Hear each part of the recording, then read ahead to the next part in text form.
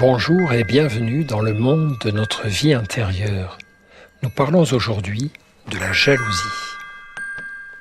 Il s'arrêta pour réfléchir, regardant le passé avec des yeux inquiets.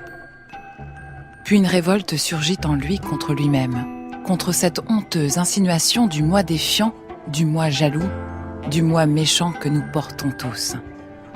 Il se blâma, il s'accusa, il s'injuria, tout en se rappelant les visites, les allures de cet ami que sa femme appréciait tant et qu'elle expulsa sans raison sérieuse.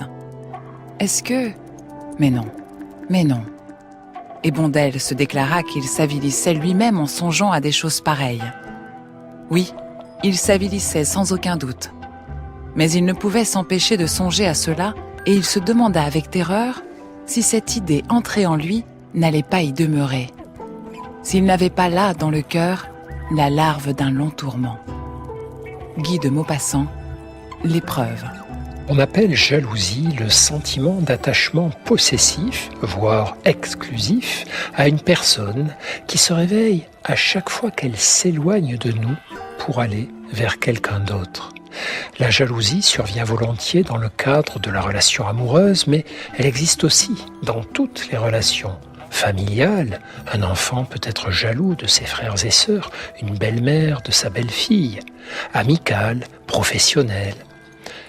Il y a dans la jalousie plus d'amour-propre que d'amour, écrivait La Rochefoucauld.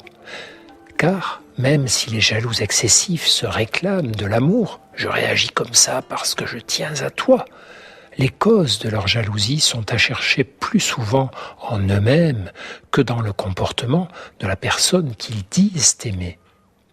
Le manque d'estime de soi est ainsi une des clés de la jalousie. C'est parce que le jaloux n'est pas sûr de lui qu'il remplace la confiance par la surveillance.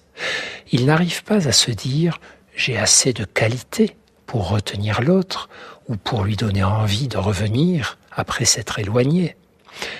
Si la jalousie se traduit simplement par le désir de se rapprocher de la personne dont on veut garder les faveurs, elle ne pose pas de problème. Mais si elle se transforme en agressivité envers la personne aimée ou la personne intruse, on entre dans la jalousie maladive. La jalousie est pourtant au départ un phénomène normal. Elle existe chez l'humain en tant que réflexe de défense de ses liens affectifs proches. Et à la condition de l'écouter sans lui obéir, elle peut nous délivrer deux leçons très intéressantes. La première, c'est que nous dépendons de l'amour des autres et que cet amour nous est indispensable. La jalousie est un vestige du besoin initial d'amour total que nous avions en tant que bébé. Sans cet amour exclusif de notre mère, nous serions morts. Mais, même devenus adultes, nous avons tendance à continuer de souffrir de tout éloignement affectif, alors que notre survie n'est plus en jeu.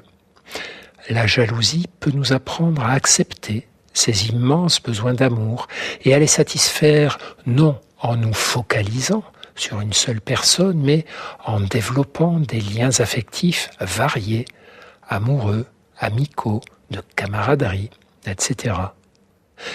La seconde leçon de la jalousie, c'est qu'en voulant asservir l'amour qu'on nous porte, on le tue. À la fin, on n'aime plus les jaloux, on les redoute. La jalousie doit nous apprendre la tolérance. N'exigeons pas des autres un amour exclusif. Notre conjoint a le droit d'avoir des complicités avec d'autres que nous. Nos enfants ont le droit de nous quitter. Nos amis ont le droit d'avoir d'autres amis. J décrivait « Je ne veux pas être aimé, je veux être préféré ». Belle manière de résumer nos attentes. Et pourquoi pas, mais abstenons-nous de franchir la marche de trop. Après le désir d'être aimé, puis celui d'être préféré, surviendra, si nous n'y prenons pas garde, le désir d'être le seul, l'unique objet d'amour. Et de grandes douleurs commenceront pour nous et pour les autres. À demain, et ne perdez jamais le lien avec vous-même.